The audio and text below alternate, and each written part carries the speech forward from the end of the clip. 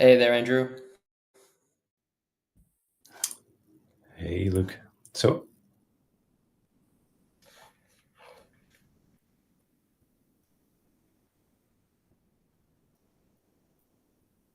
all right. So we're live. Welcome to the Flow Engineering Show. This is the leading flow engineering segment. I'm the host, Andrew Davis, and co-author of the book Flow Engineering. So, in the leading flow engineering versions of these videos, I'll be interviewing different guests. Today, I've got Luc Guimberteau, who is very early in his career, has been very eclectic and interesting background, and he and I have been working together for off and on for a couple of years, and then more in earnest over the last 6 months. He's helping me launch some of the leading flow engineering programs. But we thought we'd take this opportunity to think about the world from Luke's point of view and the questions that arise for somebody who's early career or just at the cusp of starting a career, and just looking at the world of organizations, management, and so forth. So, Luke, welcome.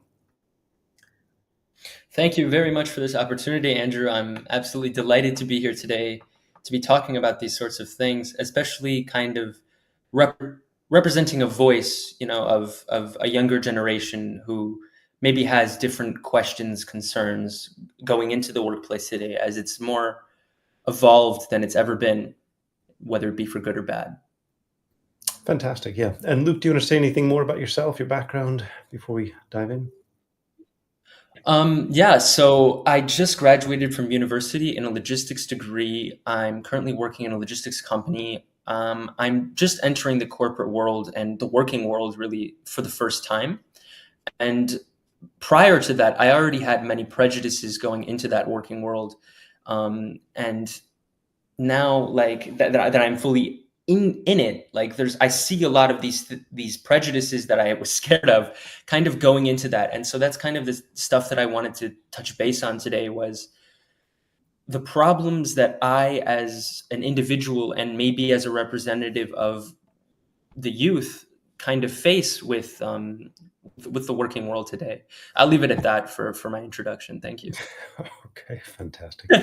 Um, And so, for the context for listeners and so forth, flow engineering explicitly it focuses on a set of exercises to help optimize team performance, but implicitly we're dealing with the whole question of how do you help teams to work together at scale and all of the challenges that arise with organizations at scale. And so, obviously, humans have been doing organizations at scale for thousands of years, but now the speed at which companies arise and grow, the number and diversity of companies in different fields is unprecedented. Also, the scale of coordination, global coordination across the world, across time zones, um, is also unprecedented. And so and because these corporations are rising with incredible speed, you don't have the same kind of cultural cohesiveness that arise when you have like a city or an army arise with similar people, similar background, and so forth over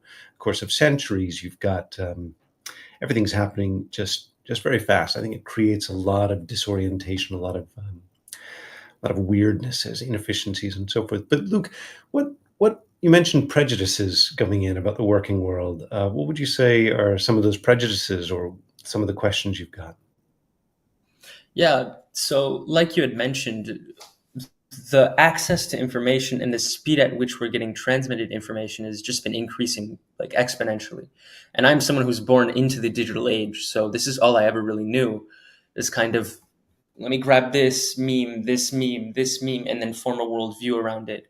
And a lot of the memes kind of that have been floating around, memes both meaning ideological kind of ideas and literal internet memes, let's say, a lot of them have been addressing kind of this world of corporate and the negative aspects of it, such as like having a crappy boss, having to show up to do overtime that you're not paid for, having to work weekends, having a lot demanded from you.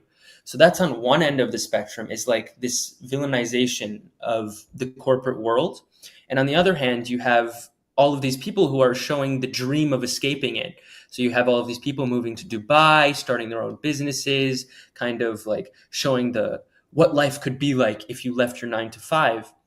Except my problem isn't really with the I want to go and travel the world. Of course, I want to go and travel the world, but it's not about getting a bunch of money. What I want kind of is a stable life and something where I don't mind going to the same office and doing the same work. But what I do mind is having a good boss, right? And having a good environment to work in. Because I think we can all agree that no matter what environment you're in or whatever working situation you're in, at least you'd like it to be pleasant, right? Whether it be long term, short term, medium term, etc. And so I would say the first thing that I kind of want to touch on is um, all this negativity. Where do you think it comes from? Do you think it's rooted in truth? Do you think a lot of it is kind of blown out of proportion? What sorts of things do you have to say to the people that are glamorizing leaving this life? Yeah. Sure. So I think, there uh, because of things like, some people are older than others, right? And so with our parents, like when you become a teenager or even a 2-year-old, right, you start pushing back against your parents, and you realize there's a power imbalance because your parents have knowledge you don't have, experience, power, money. They can control your life in different ways and so forth. So you've got that dynamic of like the parent-child thing that is, I think we can say, pretty universal. So as humans have been, you know, for the history of humans, there's been teenagers rebelling and so forth. So I think there's some of that dynamic. They say that our relationships with everybody are sort of framed and set. The context emotionally is set by our relationship with our primary caregiver in the first few years of our life. And so you've got that natural emotional expectation. You've got a certain expectation of someone who's in a position of power or authority. And so, like, and we bring that with us psychologically into the workplace to some degree. And there's this interesting statistic on how most CEOs are significantly taller than the population. And I think there's something about tilting your head back to look up at someone that literally, triggers this sense of like looking up at your parents. This is a person in a position of power. And so parents, it's a hard job. It's very easy to be an unskillful parent. And then the whole history of building organizations, you've had some people who are responsible for giving direction for the history of work, and some people who are responsible for doing the work. And those people also can be very unskillful. There can be power imbalances, there can be threats and so forth. And you take that into the industrialized world, and you start having that at scale, and you start having manager as a formal job and levels of mid managers and middle managers and so forth.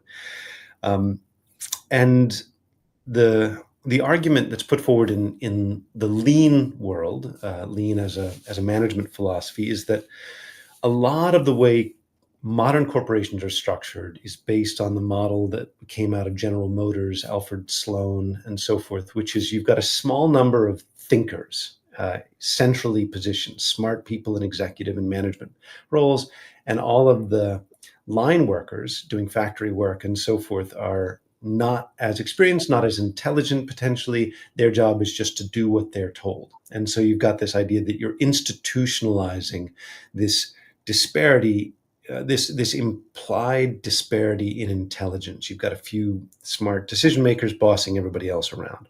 And so it creates and I think some of that comes from the natural arrogance of those in executive and management positions, right? Because we all tend to think that we're smarter than everybody else because we do know things that other people don't know, and we also have an insecurity that makes us want to feel like we're smarter than others. And so I think because of our own insecurities, executives and managers and so forth will often project less competence on the people that are working for them. And so it creates and people sense that. I think workers sense that. They can sniff out that their boss is actually insecure and not as knowledgeable as they make themselves out to be. And so you've got these cultural memes like what's his name, Michael in The Office, right? The ultimate clown boss. And so it's Michael, right, in the office. Um, Yeah, yeah. Michael so Scott. Michael Scott, and everybody, he's so embarrassing, right? Because he's so arrogant, but he's so incompetent and is just so, venal and, controlled by his own attachment and so forth. So Michael Scott is a clown. And you've got a lot of these, and people love this, right? People love this because you're making fun of people in positions of power. And I think social media has really also given voice to younger people, to people who don't otherwise have a voice. And so in the like 2020, when you had the Me Too movement and the Black Lives Matter movement. And a lot of these movements are giving voice to people who feel like they didn't have a voice, in the workplace. They've been disrespected in the workplace.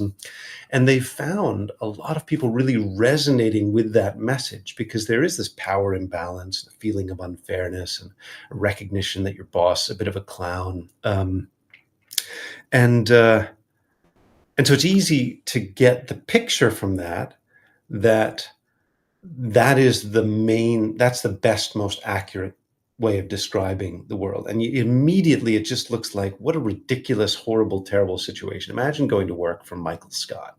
What what a complete what a terrible situation, right? To have to go to a job where Michael Scott is the primary person that you're supposed to report to, take direction from, say yes, sir, to, and is supposed to be your mentor. So what? You become more and more like that as you go up in your career. And it's easy to see like that is just terrible. Like that's just such a, uh, it's so obviously wrong that I can certainly understand that. I think there it is that helps to feed into this whole generational thing. And I was a part of that, an earlier version of that generation as well, influenced by that very negative view of the role of managers. It's still very prevalent. Dilbert, one of the world's most, is probably the most popular cartoon shared in the workplace, right? Everybody loves, Dilbert against pointy-haired boss.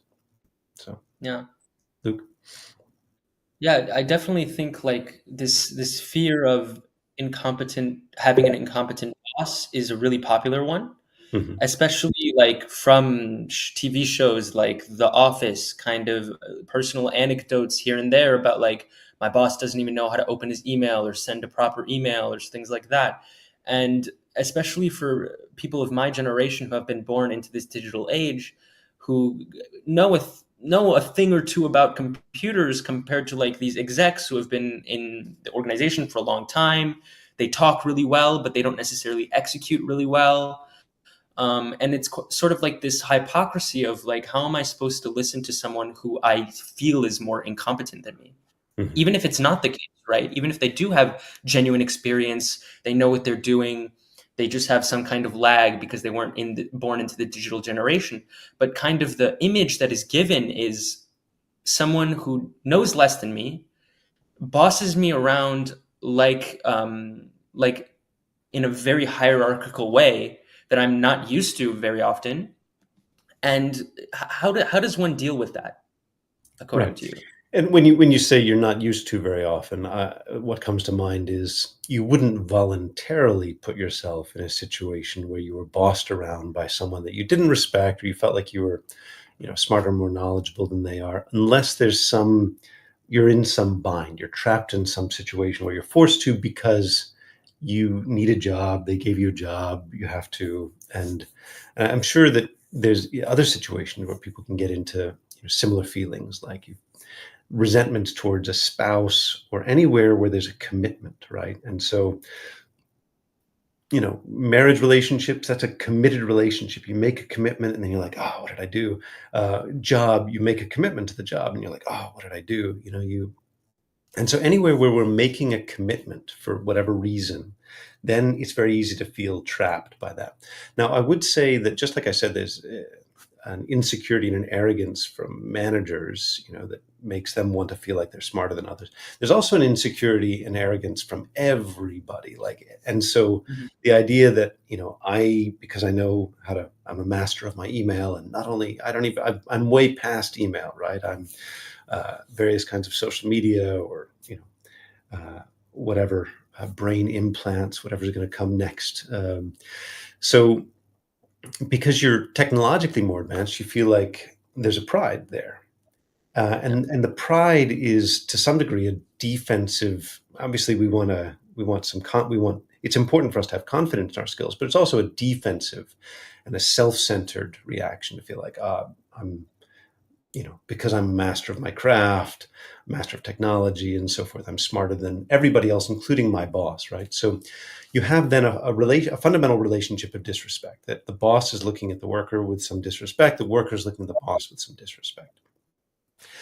And so in that environment, both parties are overlooking whatever good qualities the other has. And there's, uh, and it's just setting yourself up for a failure to actually collaborate well. And so the reason, so that well, technical skills may be more directly relevant if you're if you're an individual contributor, you're a software developer, something like that, and your managers may not have those technical skills.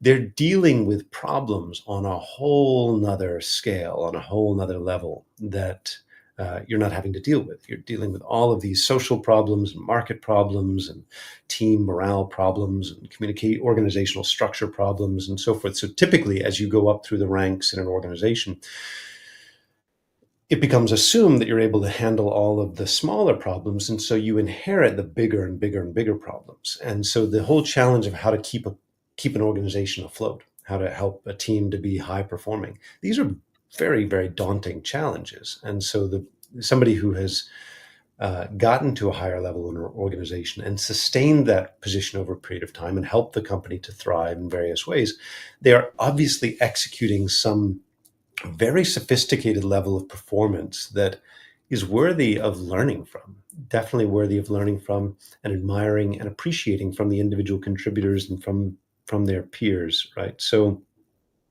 that sort of mutual disrespect, or just a failure to appreciate the other, is, I think, the main issue. In the flow engineering book, I included one of my favorite quotes of all time, which is from Peter Drucker, saying that the purpose of an organization is to enable ordinary human beings to do extraordinary things.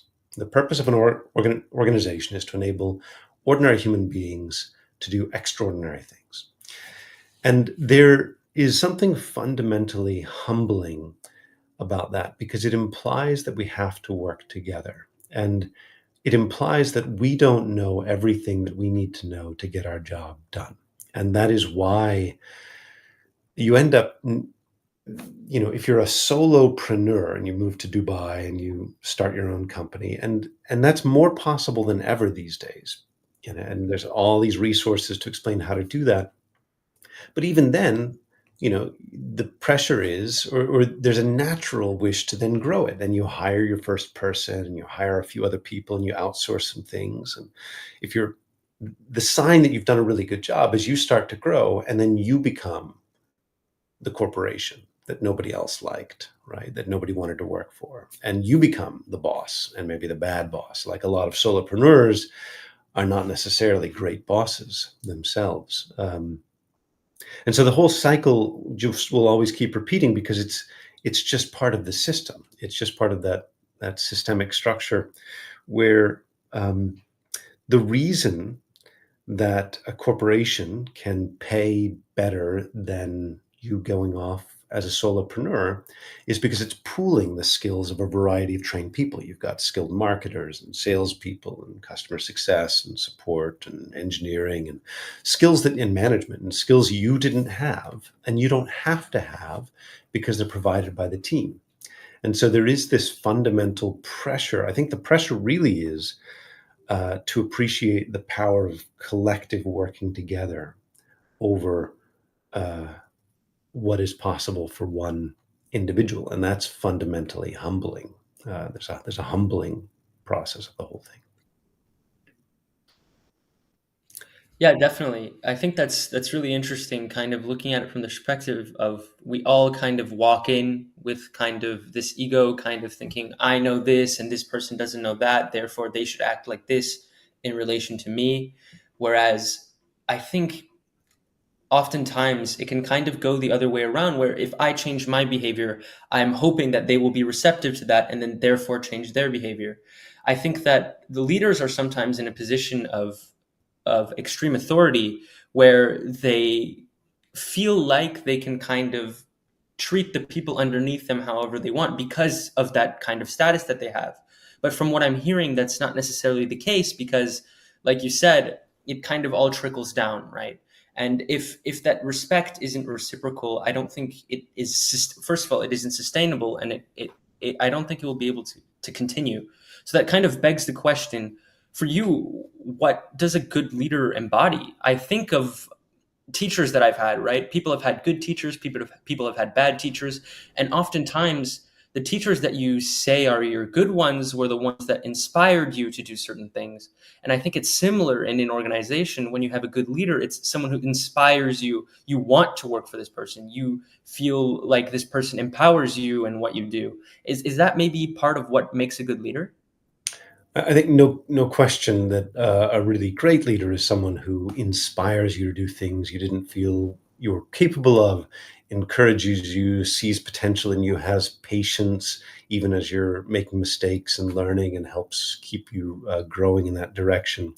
Um, I would say as you're um, uh, I don't think that it's very likely to vault from being a new manager or new leader to being a great leader or great manager in one step.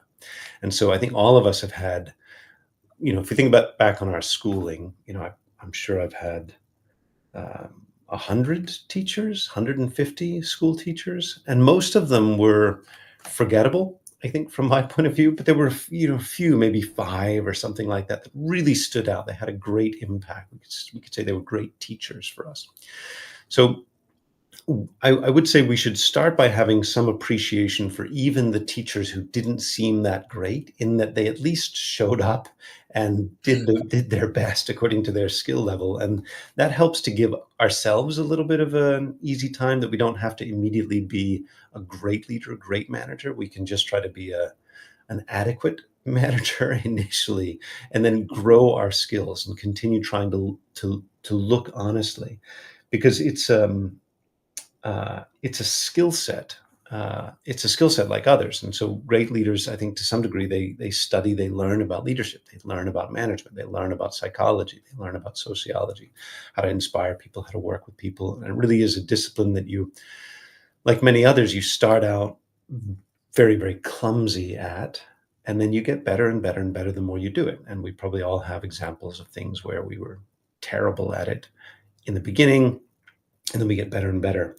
And you have to start normalizing making mistakes and be able to laugh at yourself a little bit and say, wow, that was really not skillful. Because you mentioned examples of making people work unpaid overtime and stay through the work through the weekend, maybe giving them rewards with an occasional pizza party and so forth. It's uh, you know, these are not theoretical situations. These are actual situations, and some of them arise because the manager doesn't necessarily have the power or authority to do something beyond, a pizza party, or they don't know how to reward people beyond that, or they don't know how to work with, budgeting process to get more financial rewards, or because you do get real crunch times that require people to work overtime through the weekend, and um, so it's and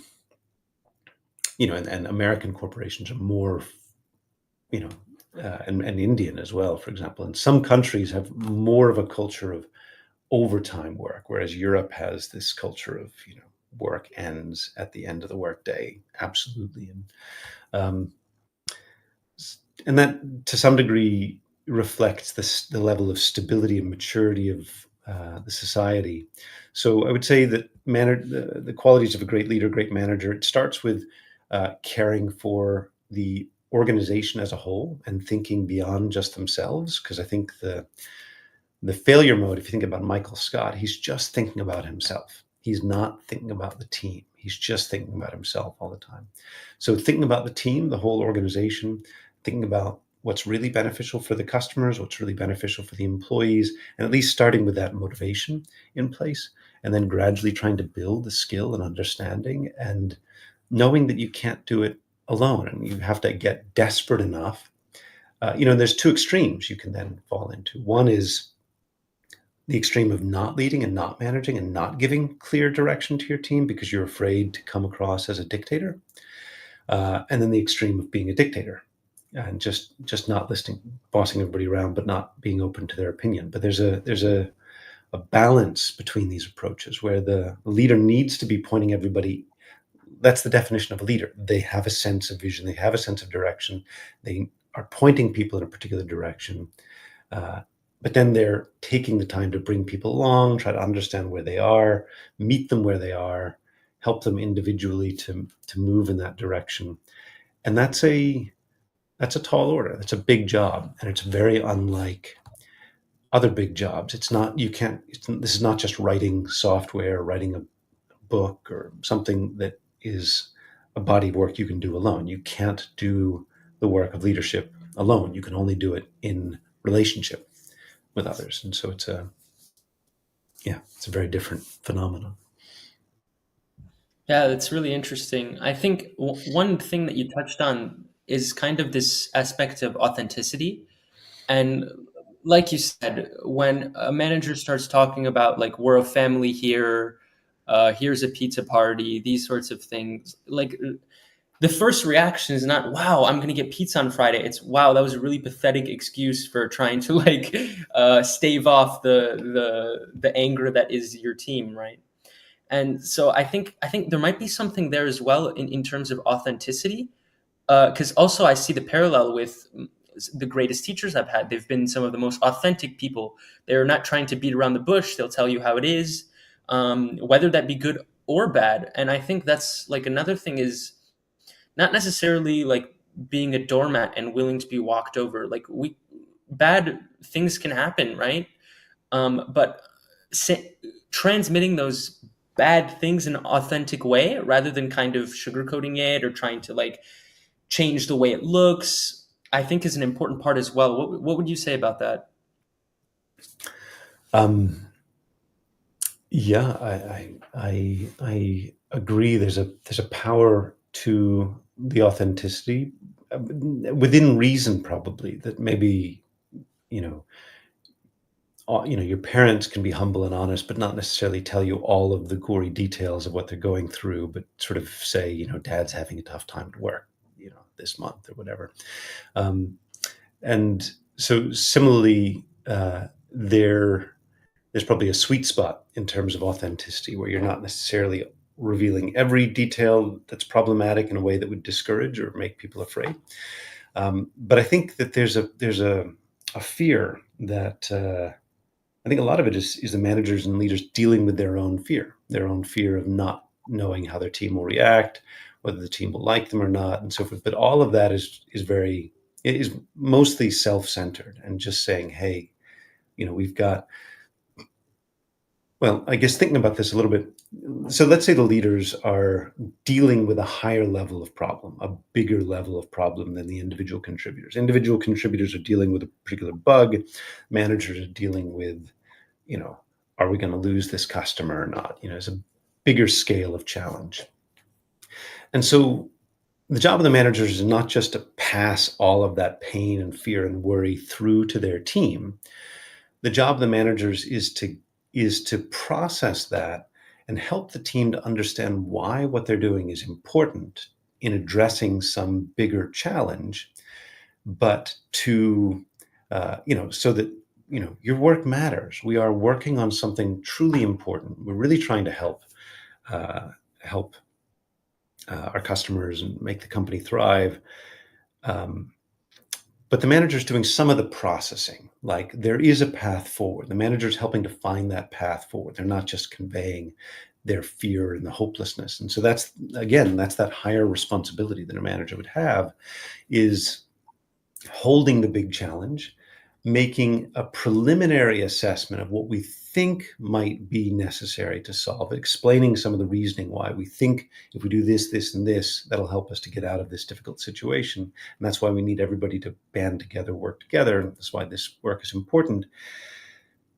But also acknowledging, we don't necessarily know how it's going to pan out. And so not pretending like we have the answers. And that, I think, is definitely in the spirit of lean, is acknowledging the uncertainty. And that's the scientific method, say, acknowledging this is an experiment. We're going to try to do this and see if that addresses the issue. And then that involves the whole team in recognizing that this is an experiment, and avoids one of the biggest failings that can happen, which is, well, I know this is a stupid idea, but my boss told me to do it. And so I'm just going to do this obviously stupid thing because I was told to do it, where it becomes passive aggressive and self-destructive for, where you follow the letter of your manager's instructions, even when it's obviously harmful, wrong thing to do. And so that's this sort of perverse stuff that can start arising, where we're harming the organization because we're bowing to the power dynamics, but in our heart, we really don't like it. There needs to be a sincerity, a sincere openness to reality. And that, I would say, is part of the authenticity.